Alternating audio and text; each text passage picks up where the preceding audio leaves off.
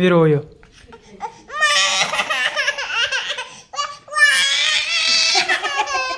नरुवा के आमाको मेकअप गर्ने आमा राम्री हुने रे। आमाले यहाँ यस्तो टिक्की लगाउने, आमाले यहाँ गाजर लगाउने, अनि यहाँ यसरी बित्ती लगाउने हो। बुझ्यौ? ल आऊ, म तरकारी पकाउन जान्छु। अब म गएँ। ल आऊ छिटो। काकुलाई भन् त।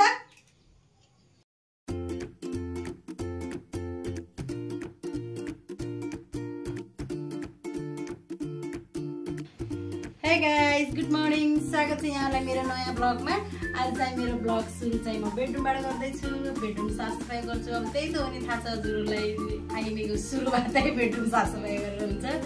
त्यो भिडियोमा कन्टिन्यू बनिरहनु होला। के देखाउने छु आज। म आज घरै छु, आज काममा जानेवाला छैन। मौसमले पनि च्यालेन्ज गरेको छ। पानी सानी पऱ्यो भने अब सानो भिडियो पनि बनाएर हाल्ने भन्छ है त।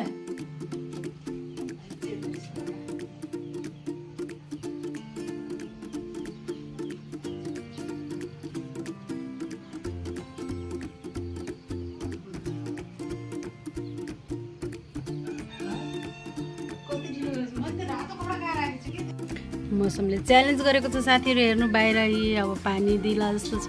पानी पर्छ नै होला आज। अहिलेसम्म त परेको छैन।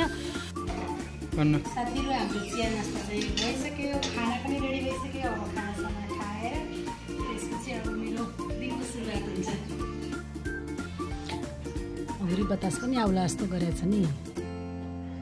मेरो फुल मधुमालतीको बेल हेर्नु साथीहरू कस्तो राम्रो भएको छ।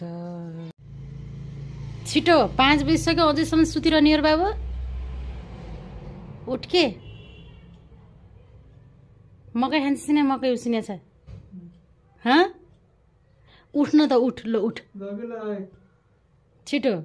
कस्तरी भैमा लम्पसार भए। त्यो मेरो सिरानी बिस्तारैमा जस्ताको तस्तै मिलाएर राखिदिए है। फेरि भनिरहेको थिएँ नि साथीहरू, म पानी पर्ला जस्तो छ। ल हेर्नुहोस्, भन्दै पानी पनि परिहाल्यो। ए बरै सब भुइँभरि छतभरि कपडा भाइछन्। ओ माई गड, पानी त आज बेसरी ठुलै आउँछ क्या। अब छतमा गएर पानी परेको हेरेर आएँ साथीहरू। अब तल झरेँ। अब बेलुकाको खाना पकाउने बेला भइसक्यो। सो अब म खानाको तयारी गर्छु। ल हेर्नुहोस्, यहाँ मकै उसिनेर खाएको। बाबुले मकै उसिन्यो, कुकर यसरी छोडिदियो। यस्तो मौसममा त मस्त कडक अदरक वाली चाय बनाएर मस्त यहाँ मेरो यो बरन्डामा यो कुर्सीमा यसरी बसेर चिया खाने जस्तो मौसम गरेछ साथीहरू। बाहिरको मौसम छ कि त्यहाँ टेबलमा जा खा। ओ वाउ, हेर्नु साथीहरू कस्तो राम्रो भइरहेछ हाम्रो सुखेतको मौसम।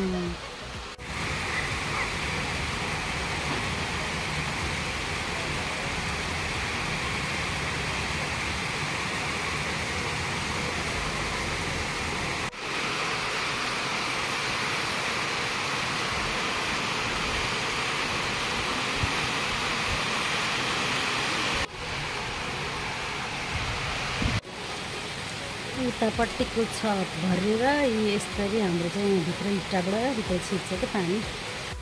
सब इन्डोर प्लान्ट हेर्नु साथीहरू। मैले यहाँ बाहिर बर्खाको पानी खुवाउनको लागि राखिदिएको छु। बर्सातको पानी खायो भने इन्डोर प्लान्टहरू राम्रो हुन्छ अरे के। यहाँ छन् आधा, त्यहाँ पछाडि ठाउँ नै पुगेन। अनि मैले लिएर आएर चाहिँ यहाँ अगाडि राखिदिएको छु।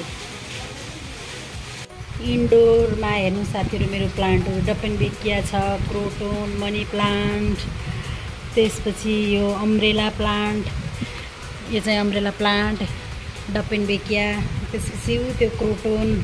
यति राम्रो राम्रो देखिएको छ साथीहरू मेरो प्लान्टहरू। यहाँ अगाडि चाहिँ मेरो डोआफ भेराइटी छन्।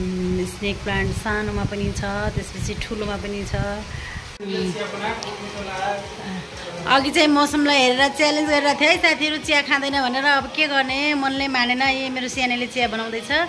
अब हामी चाहिँ चिया लिएर यहाँ मस्तपैकी चिया पिउनेवाला छौँ है त बाहिर यो मौसममा बसेर। मनले मानेन साथीहरू, चिया बनाएर चाहिँ खान मन लागिहाल्यो कि। ओ ठिक कुरा गर्नुभयो क्या अहिले आएर मम्मीले। 5 बजी पनि चिया त खानै पर्ने हो। खाना बसाले चाहिँ फेरि चिया खाइरहेको छु। तर केही काम गर्नु होइन, पानी परेको बेला सक्सक हुन्छ नि होइन। अघि भर्खर पानी परेन भने चाहिँ साथीहरू हेर्नु अहिले पानी परेर मेरो पुरै बाल्कनी भरिसक्यो। ल पुस्नु न पात पुस्छु भन्नु त।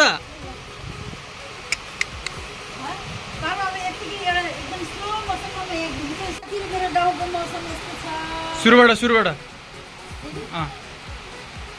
हेर्नु साथीहरू मेरो गाउँको मौसम हेर्नु त कस्तो सुन्दर भइरहेछ। पानी परेको छ, पानी परेन फेरि परेपछि त फेरि एकदम धमाका मकै सबै सुतेर।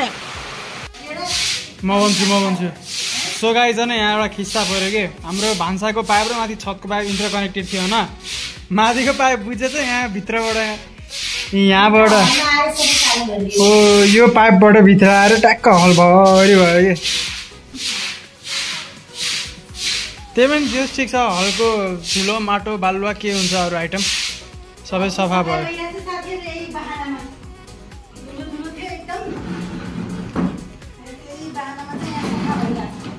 ल है गाइज हाम्रोमा फेरि खिस्सा पऱ्यो। पानी पर्ने भन्दा त बढी खिस्सा परिरहेको छ। अघि भान्सामा पानी भर्यो, अहिले यहाँ पछाडिको बाल्कनीमा। पानीको मौसमको मजा उठाउने भन्दा त यहाँ काम गर्नै हैरान हुने भयो। मम्मीको भिडियो मैले बनाउने, मम्मीले काम गर्ने। यहाँ दुःख भयो मम्मीलाई बिचारा। बा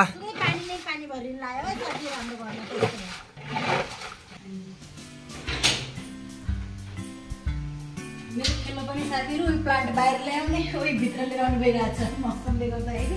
अब चाहिँ रात पनि लाग्यो, अब यो प्लान्टहरू चाहिँ म भित्र ल्याउँछु।